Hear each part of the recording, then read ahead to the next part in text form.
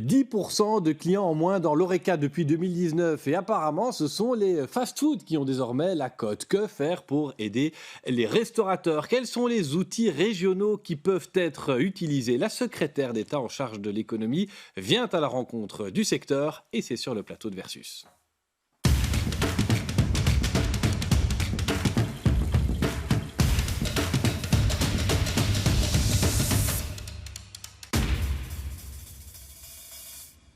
Qui se trouve en plateau. Bonjour, vous êtes la secrétaire d'État à la transition économique. C'est le titre qui est le vôtre et vous êtes membre du parti écolo. Vous siégez donc au gouvernement bruxellois. En face de vous, Ludivine de Magnanville. Bonjour, vous présidez la fédération bruxelloise Horeca et vous êtes restauratrice. Tout comme votre voisin, Ludovic Chevalier. Bonjour. Alors vous êtes entrepreneur Horeca, deux enseignes à Bruxelles, deux sociétés.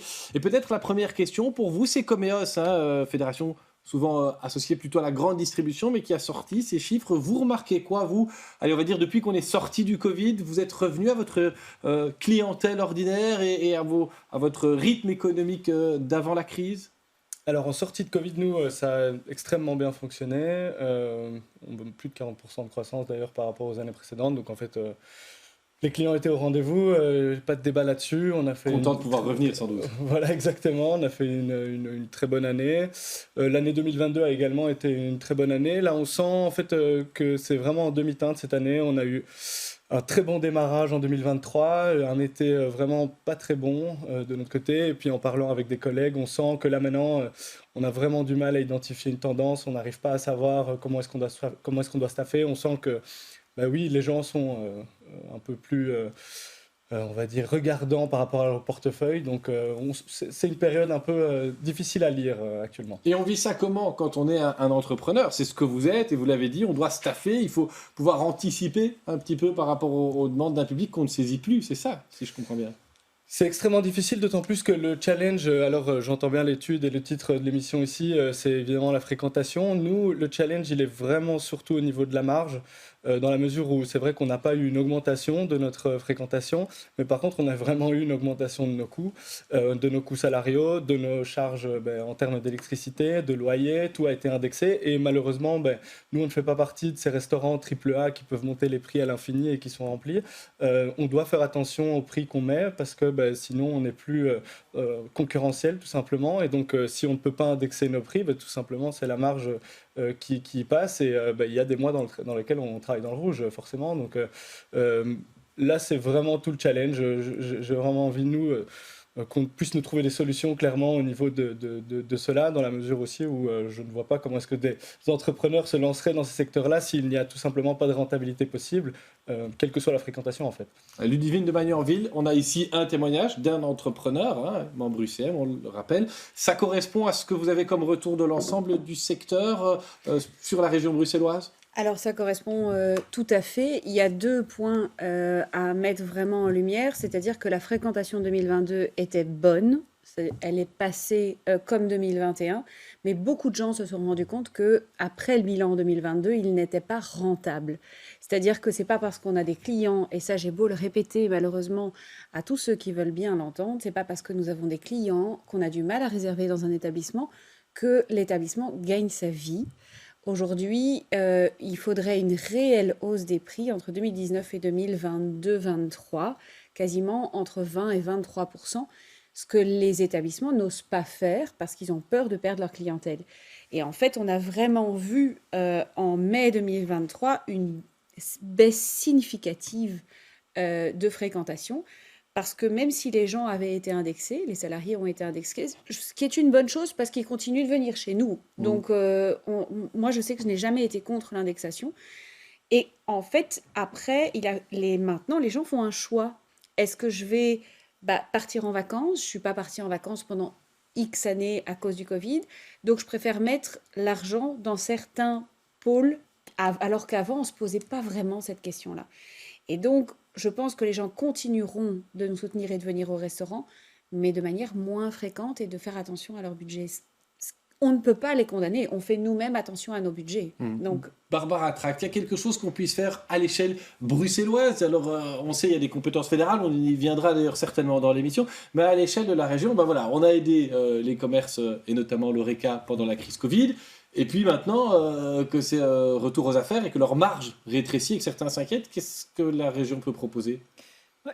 D'abord, bon, on sort de 3 années extrêmement difficiles et un peu inédites pour l'économie globalement et singulièrement pour ces secteurs-là, les secteurs des restaurants et des cafés, des hôtels également, avec des fermetures, ce qui n'avait jamais existé auparavant, avec une inflation, les coûts de l'énergie, et qui affectent davantage l'économie bruxelloise que les autres, parce qu'on est une économie de services, parce que les changements d'habitude de travail, donc le télétravail, par exemple, ont une incidence directe sur l'ORECA. Par exemple, donc c'est vraiment une période qui est déjà compliquée. S'ajoute à ça effectivement l'inflation, des problèmes de pénurie dont ils n'ont pas encore parlé, mais dont ils pourraient certainement parler de manière beaucoup plus concrète que moi. Et donc une situation, effectivement, les équations qui étaient déjà compliquées avant Covid, la question des marges dont monsieur a parlé il y a un instant, est encore plus compliquée aujourd'hui. Donc effectivement, un secteur avec des difficultés structurelles et des difficultés structurelles croissantes ou accrues. Au-delà du constat, est-ce que la région a quand même des clés dans vos compétences? Et je le rappelle, votre objectif, on l'a dit à dessein, de transition économique. Oui. Est-ce qu'on peut aider ces établissements, ces entreprises? Donc, dans le cadre des crises, tant dans le cas de la Covid que de la crise énergétique, on a pu apporter des aides ponctuelles à des entreprises parce qu'elles rencontraient des difficultés. Mais pour répondre à des difficultés structurelles comme celles qu'ils rencontrent aujourd'hui, les compétences économiques régionales ne peuvent pas servir à ça. Il n'y a pas d'outils pour les aider. On peut les aider à les accompagner pour leur business model, étudier le meilleur lieu dans la ville pour s'implanter, faire des études, etc. On peut faire des prêts, mais structurellement répondre aux difficultés qui sont liées à l'augmentation des matières premières, à la pénurie. On peut un peu travailler, pour en parler avec mon collègue, sur la formation. Ou travailler sur la marge avec les compétences régionales, c'est extrêmement compliqué. Mais je tiens à lancer l'appel à l'aide comme eux, parce que je pense qu'il y a quelque chose de structurellement injuste. Il y a ceux et celles qui jouent les règles du jeu, qui décident de payer dignement leurs employés, qui les emploient dans le cadre de contrats qui sont déclarés, qui répondent à leurs obligations fiscales et sociales, qui veulent faire de la qualité. Aujourd'hui, ils n'arrivent plus à joindre les deux bouts, ils n'arrivent plus à mettre les deux éléments de l'équation en parallèle. Et c'est un énorme problème parce qu'en fait, ne pas les aider à faire en sorte que cette équation soit possible, c'est quelque part avantager ceux qui ne respectent pas les règles. Ludivine de Magnanville, il y a de vraies demandes auprès du gouvernement fédéral pour votre secteur que vous portez en ce moment. On est en période budgétaire, on le sait. Alors en fait, ça fait plus ou moins 1 an qu'on dit que si nos entreprises, à un moment, ne sont pas comprises, parce qu'on ne comprend pas ce que représentent finalement nos structures, on court à la catastrophe. Il faut savoir que aujourd'hui, c'est ceux qui font faillite, c'est ceux qui, en général, sont totalement blancs. Donc il y a de plus en plus de faillites en Flandre aussi, parce que c'est ceux qui travaillent.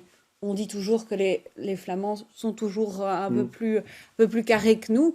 Je ne sais pas, aujourd'hui, les faillites sont plus en Flandre et donc concernent beaucoup plus de personnel. Donc, on va vers une catastrophe humaine aussi.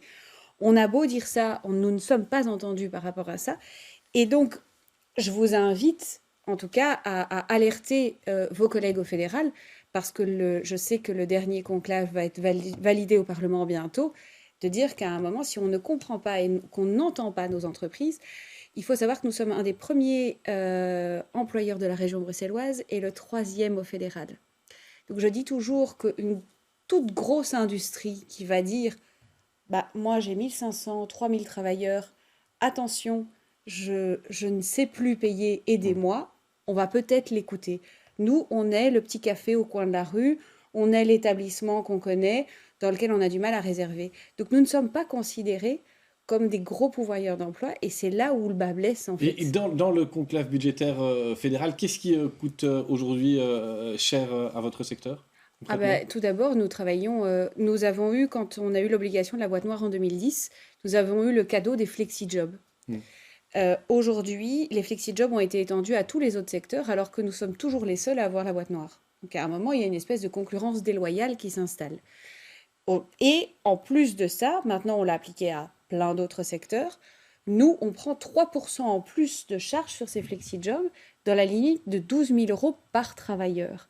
C'est-à-dire qu'en plus de ça, on impacte aussi le travailleur qui ne peut pas faire plus de 12 000 euros par an de flexi. Il faut savoir que le flexi, il cotise tout autant. Il cotise pour sa pension, il cotise pour l'ensemble. Toutes ces cotisations Donc vous sociales avez sont comprises dedans. l'impression de, de faire quelque chose on de est- social, d'efficace, d'utile quand vous préconisez les flexi-jobs. Aujourd'hui, augmenter ces 3% et les limiter à 12 000 euros, en fait, ça impacte et l'entreprise et le travailleur. Donc, nous, on ne comprend plus. On se dit, on arrive avec nos entreprises, nos travailleurs, en disant, on veut faire avancer le secteur, et on se prend ça en pleine face. Ludovic Chevalier, l'emploi, c'est vraiment une des grosses angoisses. Hein, vous nous l'avez dit, c'est le nœud du problème, plus que la qualité des produits, plus que l'emplacement pour un restaurateur, c'est de pouvoir avoir du personnel et de pouvoir le payer. Alors, l'emplacement reste important, je pense, évidemment, comme dans tout métier qui est lié à ça, mais c'est sûr que le gros problème aujourd'hui, c'est de trouver du personnel de qualité et de pouvoir le rémunérer, on va dire, à sa juste valeur. Pourquoi ? Parce que le personnel de qualité vous dit moi je vais aller ailleurs si je ne suis pas payé assez cher. Il y a cette concurrence entre établissements, entre secteurs ? Premièrement, il y a une concurrence. Bon, ça, c'est légitime. Je pense que dans tout secteur, c'est le cas. C'est vraiment la question de l'équation aujourd'hui où on a un nombre de... Enfin, voilà, j'ai fait des écoles de gestion, mais je ne pense pas qu'il faut avoir fait des écoles de gestion pour comprendre. On a un nombre de couverts qui est restreint, une fréquentation qui n'est pas en augmentation de par des facteurs macroéconomiques. Et on ne sait tout simplement pas faire face à nos augmentations salariales qui sont les plus importantes. Parce que le reste, elles sont importantes, on ne les nie pas, mais il y a toujours moyen de pallier à cela, revoir ses fiches techniques, travailler de manière différente, augmenter ses prix en partie sur certaines choses, etc., revoir ses menus. Ça, on a un impact direct dessus. Là, on ne sait pas avoir un impact, c'est qu'il faut quelqu'un pour cuisiner, il faut quelqu'un pour accueillir, il faut répondre à toute l'équation économique qui est liée à ça. Et ça, aujourd'hui, on est tout simplement complètement démunis. Les solutions qui s'offrent à nous sont, en l'occurrence, les flexi-jobs, qui sont en effet une bonne aide, les étudiants, qui sont également une bonne aide. Je pense que l'augmentation de 450 à 600 heures, c'est vraiment une très bonne chose, mais on a besoin de plus de mesures comme ça qui nous permettent d'avoir de la flexibilité dans les personnes qu'on peut engager sans être surchargées en fait par des taxes ONSS, précomptes, etc. Barbara Tract, on rappelle, FlexiJob, c'est le fédéral, mais pour la femme politique que vous êtes, écolo, on le rappelle, ça inspire quoi ces emplois que certains font à temps partiel, en plus parfois d'un autre emploi à temps plein. On sait que c'est un nœud de crispation, alors voilà, sortez de votre réserve, entre guillemets, pendant une phrase et dites-nous ce que vous en pensez à titre personnel. Vous êtes là, vous avez la parole.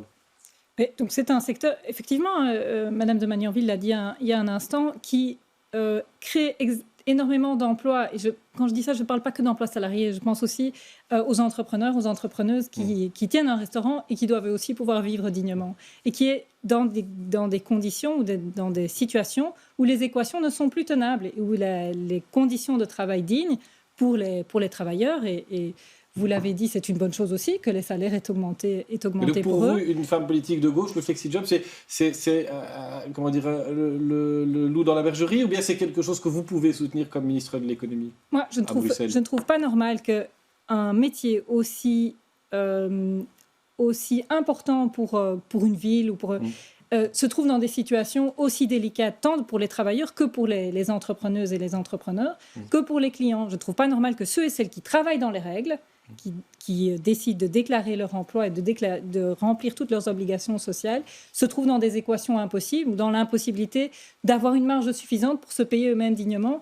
Et donc, il faut travailler peut-être sur les charges sociales, peut-être aussi sur le plan fiscal, et c'est plutôt cette voie-là qui aura ma préférence comme écologiste, puisque vous me posez la question, pour que cette équation soit possible. Ils doivent pouvoir vivre dignement et tout le monde doit pouvoir avoir accès à une diversité de choix en matière d'ORECA, en ayant la garantie que ceux qui sont derrière les comptoirs, derrière les fourneaux, sont dans des conditions sociales décentes. Ludovic Chevalier soulignait l'importance de la localisation pour un établissement ORECA. On a vu ces dernières années, et on en parle sur BX1 très souvent, la ville se transforme, on fait des chantiers, on encourage les gens à se déplacer moins en voiture, c'est un choix politique, porté notamment par votre parti.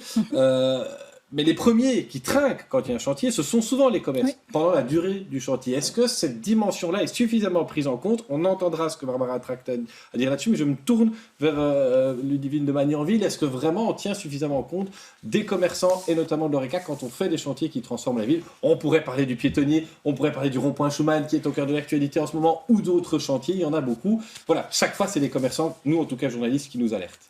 En fait, je déplore le fait que aujourd'hui, j'ai des commerçants qui m'appellent en disant j'ai entendu que, et là je peux le citer sans aucun problème, l'angle Louise, donc avenue Louise, rue du Bailly, va être entièrement refait. Est-ce que tu sais me dire, est-ce que je vais avoir le petit cote de l'arrêt de tram devant mon établissement? J'ai que 4 mètres de façade. Si j'ai le cote, c'est dramatique, on va plus voir mon établissement, alors que si on le déplace de 5 mètres. Et donc, c'est mon job de devoir effectivement me renseigner sur ce genre de choses. Mais je trouve dommage qu'aujourd'hui, nous avançons des projets comme ça, sans aucune concertation commerçante, si je puis dire, région, commune, parce que là, ça touche une partie de la région, une partie de la commune, que je sois la seule qui dise à un moment, pensez aux terrasses. C'est-à-dire que vous avez aujourd'hui autorisé des terrasses sur des places de parking. Ne faites pas, s'il vous plaît, les travaux du mois de juin au mois de septembre. Ah, oui, c'est vrai. On ne prend pas assez en compte la réalité des commerces quand on fait des projets qui transforment la ville, Barbara Je pense Tract. qu'on n'a pas le temps, en fait, et qu'on rentre dans une concertation qui ferait qu'on serait une équation de plus dans un problème. Donc, je déplore le fait que nous ne soyons pas concertés, mais je me dis qu'à un moment, il faut essayer d'ouvrir, mais de manière intelligente, parce que sinon, c'est plus compliqué, on perd encore plus de temps. Barbara Tract là-dessus. Oui, c'est difficile de répondre pour l'ensemble des situations, puisqu'elles sont effectivement très Mais diversifiées. je vous les assure, travaux, c'est à peu etc. près systématique. Dès qu'il y a Oui, une grosse mais je transformation, comprends. les commerçants, et singulièrement l'ORECA, viennent Et- nous dire Et de toute pendant tout le façon, chantier, on sera dans les problèmes. C'est toujours des perturbations, les chantiers. Et on les fait, enfin, quand ils sont. De nouveau, je ne suis pas là pour défendre un chantier ou un autre, mais en général, ils sont faits dans un but qui est un but d'amélioration de l'espace public. Et donc, il y a des inconvénients qui sont liés à ces travaux. Mais le but, c'est pas de créer des inconvénients. Le but, c'est d'améliorer l'espace public. Et donc, il y a à chaque fois, une série d'inconvénients dont il faut tenir compte. Les riverains, les transports publics, la mobilité, les commerçants. Et donc, je suis d'accord de dire que dans un certain nombre de cas, il n'y a pas assez d'anticipation. Dans d'autres, c'est plus ou mieux anticipé. Je pense qu'il y a effectivement une marge d'amélioration pour faire en sorte que les chantiers, certainement les gros chantiers, soient mieux appréhendés dès le départ. Est-ce sous que cet c'est angle-là envisageable également. d'aider financièrement des commerçants qui verraient leur chiffre d'affaires baisser parce qu'on refait la voirie? C'est le cas, tout. c'est le cas. Donc il y a une ordonnance depuis fort longtemps qui prévoit des indemnisations de chantier dans un certain nombre de conditions, avec un certain nombre de conditions. Ce sont des indemnisations, ça remplace pas le véritable travail, le contact qu'on peut avoir avec ses clients, etc. Et puis dans certains cas, on va plus loin encore, quand il y a des chantiers gigantesques comme celui du métro 3 au Palais du Midi, où là on est devant Vous avez pensé à quelque chose pour les commerçants qui sont impactés? Là, on est en période budgétaire à Bruxelles.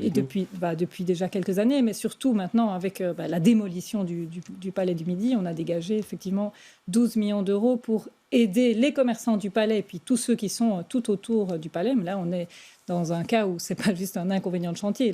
Leur commerce va être détruit. Donc, on va essayer de faire en sorte qu'ils puissent être indemnisés justement, et puis aussi qu'à la fin du chantier, ils aient la priorité pour réintégrer les futurs commerces du futur Palais du Midi. 12 millions d'euros, c'est ça que la région met Pour sur la l'année table? prochaine, oui. Ok. Ludovic Chevalier, vous êtes dans le cas, vous, d'un commerce, notamment Horeca, du côté de la place du Châtelain. Même chose, on parle de la verduriser, de la transformer. Vous attendez ça, vous prenez ça comment comme chef d'entreprise? Vous pouvez entendre qu'après ce sera mieux, ou vous vous dites mais comment je fais pendant? Bien sûr, c'est toute la question, c'est comment on tient, et puis bon, c'est vrai qu'il y a la partie financière, et puis il y a aussi potentiellement vraiment le day-to-day, quoi, le terrain, où en fait on avait l'habitude d'avoir un restaurant plein, et puis il est à moitié rempli parce que les gens ne viennent plus, et donc faut faire face à tout ça aussi. Honnêtement, c'est vrai que dans le cadre d'un débat ici, j'ai pas beaucoup de grains de sel à apporter aussi, dans la mesure où c'est vrai que c'est une équation qui, au niveau politique, je ne sais pas comment est-ce que je la résoudrais. S'il y a des aides en place, en tout cas, c'est sûr qu'elles sont bienvenues. Nous, actuellement, en fait, on est un peu à côté de la place du Châtelain, donc potentiellement on en bénéficiera, en fait. Donc voilà, c'est vrai que c'est très difficile Mais vous êtes content en tout cas de le savoir à l'avance et de pouvoir thésauriser Ça, pour c'est tenir sûr, ça, c'est sur sûr. ce temps. Je voudrais parler quand même d'un autre élément de l'enquête Comeos, qui est la baisse des restaurants, on va dire, traditionnels, qualitatifs, on va les appeler comme ça, sinon Ludivine de Magnanville va se fâcher, et un regain d'intérêt pour les fast-foods. Alors ça, je me tourne vers Barbara Tract, vous avez une compétence aussi en matière de santé, qu'est-ce que ça vous inspire de voir que les gens vont plutôt aux frites côtes, voire éventuellement vers de la malbouffe, c'est à ça qu'on associe les fast-foods, plutôt que, je sais pas moi, au restaurant de monsieur ou de madame, qui forcément sont très qualitatifs, n'est-ce pas? Oui, je pense que ça vaudrait la peine d'un petit peu examiner ces chiffres de manière... Dans le détail. avec différents angles. Mais oui, donc en soi, la malbouffe, alors qu'il y a, je veux dire, il y a fast-food et fast-food. Par exemple, les sandwicheries, vous les mettez dans les fast-food. Enfin, voilà, il y a différentes, on peut viser différents aspects ou différentes réalités sous l'étiquette de fast-food. J'imagine, enfin, je pourrais imaginer que la baisse de pouvoir d'achat va peut-être expliquer pourquoi on obtient ces chiffres-là. Je pense qu'il faut les regarder avec différents... Ludivine de Magnanville, fast-food ou Ludovic Chevalier, c'est pas forcément mauvaise qualité, vous me direz. Moi, mon point, c'est plutôt que, de nouveau, on en revient à la même chose, mais eux, leur équation, elle est probablement très différente de la nôtre, dans la mesure où il y a moins de personnel, on peut se permettre plus d'automatisation, des bornes, etc. Et donc, clairement, quand on dégage un bénéfice, on peut réinvestir et donc grandir et donc racheter, surtout quand les autres souffrent, on rachète moins cher. Et donc, en fait, il y a un moment où, clairement, ceux qui dégagent des bénéfices... ils grandissent, ils rachètent et puis ils se développent. Et nous, en l'occurrence, sur on va dire des métiers un peu plus de service, où on est plombé complètement, parce que derrière, le service, c'est le cœur du projet. S'il coûte cher et que l'équation est irrésolvable, derrière... ça devient très compliqué. Et donc forcément, c'est aussi en tant qu'entrepreneur, si on se pose la question 5 minutes, de se dire, en fait, est-ce que j'ai vraiment envie de tirer la langue pendant les 15 prochaines années? Est-ce que je n'ouvrirais pas plutôt un concept de tacos avec des bornes à l'entrée, et quitte à aller acheter des machines en Chine? Enfin, je caricature vraiment et je fais un gros trait, et c'est pas du tout... moi, je ne suis pas rentré dans ce métier pour faire ça, mais ça pourrait être une logique, en tout cas, en école de commerce, qui ferait plus de sens. Ludivine de Magnanville, c'est pas forcément... Enfin, la mettrais nourriture express n'est pas forcément dégueulasse, c'est ça que vous nous dites? Non, je ne mettrais pas tout le monde dans la même boîte, si je puis dire. Après, il faut savoir que un Quick, un Burger King ou un McDo a les mêmes charges sociales que nous. C'est-à-dire que peut-être que s'ils ne sont pas upfront, ils sont derrière en train de préparer. Je peux en nommer d'autres. Oui, on va éviter les marques quand même, s'il vous plaît. Ok, mais et après, il y a ce qu'on appelle le fast casual, qui vont en général faire attention à ce qu'ils achètent. Ils vont acheter local. C'est pas parce qu'on a 5, 6 ou 7 enseignes que nous n'achetons pas local non plus. Mais c'est aussi pour ça que je pose la question. Est-ce que faire de la cuisine good food, Barbara Tract pourrait en parler, cuisine locale, cuisine qualitative, est-ce que c'est forcément beaucoup plus cher, oui, non, que de servir grande échelle? Je pense qu'il y a une méconnaissance du terrain par rapport à ça. Ça, c'est évident. Je crois aujourd'hui qu'on se dit, si c'est local, ça va être peut-être moins bien servi ou desservi par rapport aux exigences d'un entrepreneur, c'est-à-dire de commander le lundi pour avoir le mardi. Ça, ce sont des choses qui sont plus compliquées. Mais je trouve qu'il en faut pour tout le monde. Et c'est vrai que je ne suis pas... je pense que l'entrepreneur doit faire ses propres choix pour faire en sorte que son entreprise survive. Et donc, si c'est du local, tant mieux. Si c'est pas du local et que son entreprise, elle survit et qu'il fait quand même les choses de qualité, en fait, tant mieux aussi. Je voudrais aborder en 1 minute une dernière question, parce qu'on évoquait la difficulté à recruter du personnel, Monsieur Chevalier l'a dit. Dans l'Horeca, j'ai souvent entendu, moi, pas un gros salaire, mais beaucoup de pourboires. C'est encore le cas aujourd'hui. Vous faites un restaurant cashless. Vous leur dites quoi à propos des pourboires à votre personnel, l'un et l'autre, Madame de Magnanville et puis Monsieur Chevalier? Moi, je suis très, très énervée et très en colère quand on dit que nous avons des bas salaires. C'est faux. À partir du moment où un travailleur est correctement déclaré. Est-ce qu'ils ont besoin de leur pourboire ou est-ce que c'est un petit truc en plus? Non, le pourboire est important. Le pourboire est important pour valoriser le secteur, pour pouvoir valoriser le travailleur et le service, que ce soit en cuisine ou en salle. Donc là-dessus, je trouve que nous ne sommes pas assez avancés au sein du gouvernement. Mais après, nos salaires ne sont pas si bas que ça et nous avons une possibilité d'évolution dans notre secteur qui est Ludovic Chevalier, incroyable. le pourboire, ça reste un élément important pour votre personnel ou bien ils gagnent suffisamment bien leur vie, comme ceux qui travaillent chez Madame de Magnanville? Attention, ils vous regardent peut-être. Hein. Ouais, comme tout le monde, c'est un complément de salaire, c'est non négligeable, d'autant plus. C'est combien c'est combien le bon pourboire d'ailleurs En toute honnêteté, moi, les pourboires, j'ai toujours dit je ne m'en mêle pas et j'essaye de ne pas m'en mêler le plus possible. Mais tout ça est déclaré ? L'État prend son dîme dessus comme il le doit ? C'est un peu toute la question. C'est nous, les seuls pourboires qu'on peut déclarer, ils sont taxés. Et donc, en fait, le travailleur, il est voilà. C'est la fameuse zone grise. Et c'est la zone grise, évidemment, qui a un pot à l'entrée sur lequel le travailleur il peut aller acheter à manger le lendemain. Et nous, voilà, on ne regarde pas. Moi, je ne sais pas combien, honnêtement, il y a dans ce pot à la fin de la journée. Et je ne veux pas regarder. Voilà, c'est la zone grise, mais ça ne représente pas beaucoup. Okay. Je vais vous donner encore la parole à tous les trois une dernière fois, juste avant le jingle argument recevable.